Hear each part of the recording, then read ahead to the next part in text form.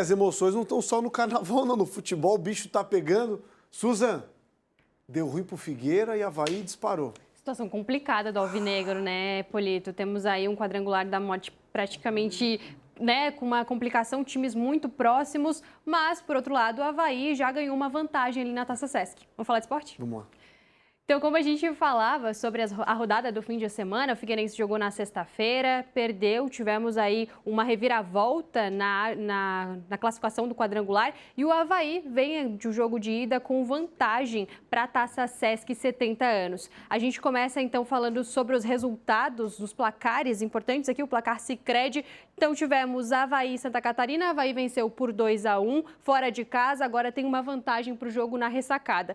Relembrando o jogo da semana passada também pela Taça Sesc, Concórdia e Criciúma empataram no 2-2. Também fica a decisão para o próximo fim de semana, próxima rodada desses times pela Taça Sesc. E aí sim teremos os finalistas, né, para esse jogo. Temos Brusque e Chapecoense. Chapecoense perdeu de 1-0, agora falando das semifinais do Catarinense. Joga no próximo jogo na Arena Condá, joga em casa, mas essa derrota para o Brusque trouxe aí uma situação complicada também para a Chapecoense.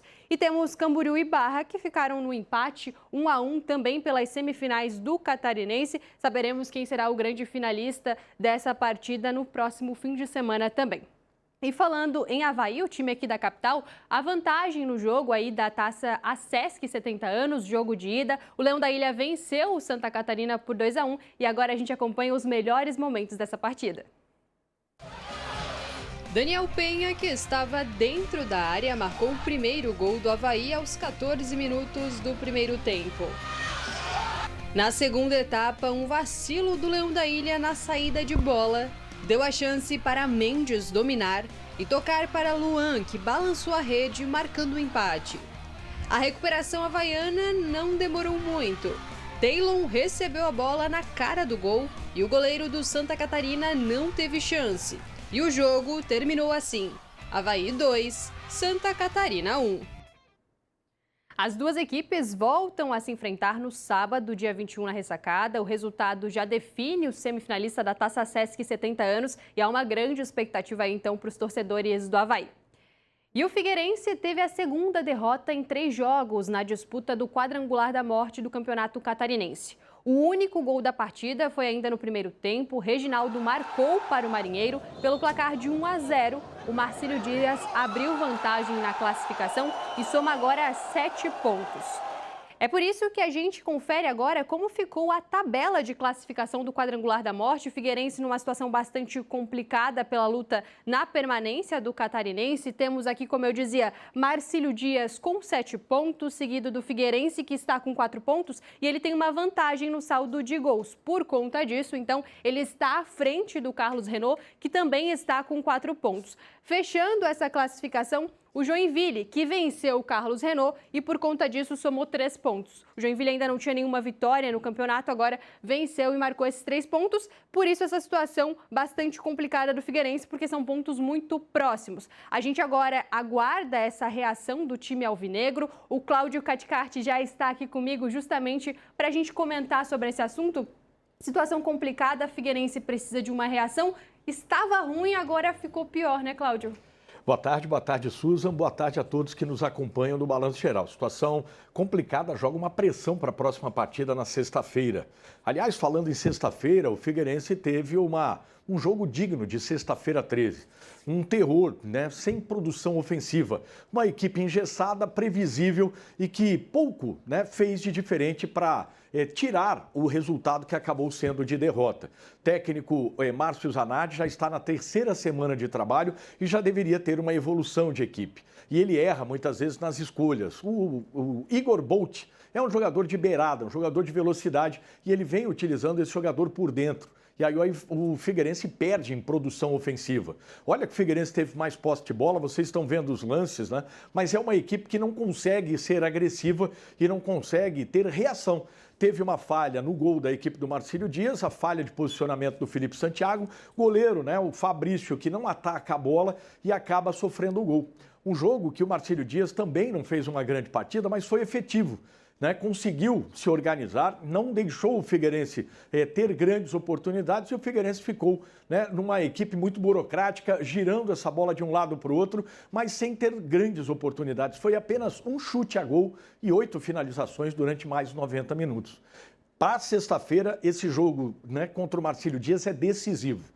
É importante que o Figueirense vença para ficar com o mesmo número de pontos que o Marcílio Dias e ainda tenha 2 partidas para tirar o saldo.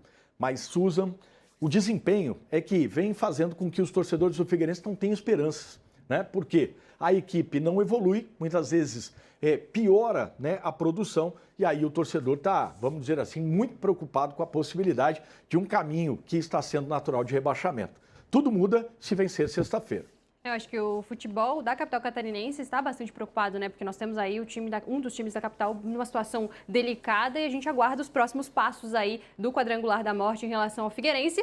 Mas, por outro lado, o Avaí, a gente comentava na semana passada, ele não tem um favoritismo na Taça Sesc, mas ele soube aproveitar bem essa oportunidade do fim de semana. Tivemos um empate do Criciúma e Concórdia na semana passada e agora o Avaí desponta aí com uma vantagem, né, Cláudio? É verdade, Suza, é importante, né? O Avaí, claro, não conseguiu chegar até as finais do Campeonato Catarinense, mas tem a vaga na Copa do Brasil via Taça Sesc. E foi uma vitória importante, viu, contra a equipe do Santa Catarina.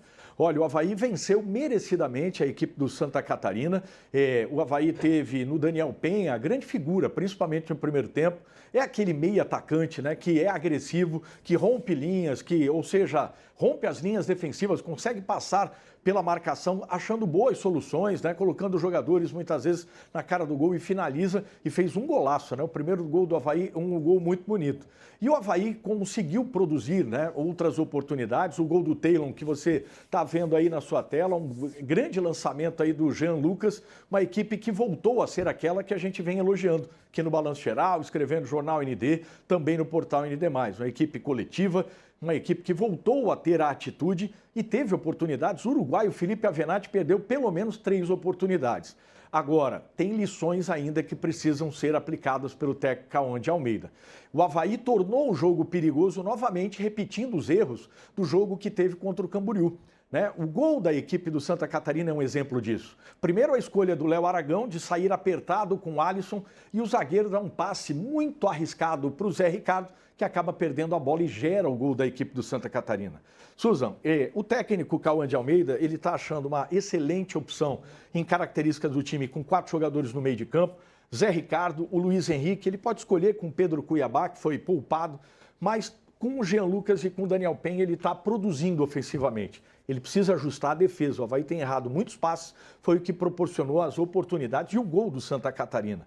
Arrumando isso, ele vai para a final da Taça Sesc e aí está esperando Criciúma ou Concórdia. Importante essa vaga na Copa do Brasil. Inclusive, o técnico falou sobre a questão da defesa. Ele disse que estava com um bom desempenho do time, mas precisa ajustar a defesa. É algo que ele já se prepara para a próxima partida no fim de semana.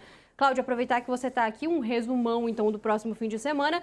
Temos a definição dos semifinalistas da Taça Sesc, perfeito, finalistas do Campeonato Catarinense e mais uma disputa importante para o Figueirense em relação ao quadrangular da morte. Nossa equipe vai ter que trabalhar esse fim de semana. Bastante, né? Tem o Furacão, tem o Leão, tem as finais, né? O Brusque surpreendendo a Chapecoense, levou uma vantagem.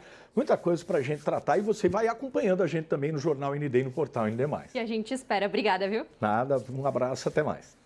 E agora a gente fala sobre corrida de rua. Hoje é o último dia de inscrição para a Night Run Costão. As vagas para os percursos de 10 e 15 quilômetros já esgotaram, restam apenas os trajetos de 4 e 7 quilômetros e também a corrida Kids. A prova será no sábado, dia 21, com largada prevista aí para as 9 horas da noite, no Espaço Tuguá, no Resort Costão do Santinho, no norte da ilha de Santa Catarina. Essa é a maior corrida de rua noturna do sul do Brasil e esse ano tem um tema especial. Celebrando a 15ª edição, será uma festa de gala, então por isso, além dos treinos, a criatividade também é bastante importante aí na escolha do traje para essa corrida. Um traje confortável, mas digno de gala. E corre que ainda dá tempo de garantir a participação. Atenção, porque a retirada dos kits pode ser feita nos dias 20 e 21, sexta-feira das 10 da manhã às 10 da noite e no sábado das 10 da manhã às 2 horas da tarde no Floripa Shopping. É obrigado a apresentar ali um documento com foto e também o comprovante de inscrição. Vai ser com certeza uma prova muito bacana e a gente te espera lá. Polito, esses são os destaques do esporte de hoje. Uma corrida muito aguardada aí para quem curte esse tipo de esporte. É super divertida, vale a pena participar. Obrigado, Susan. Obrigada e até amanhã. Até amanhã.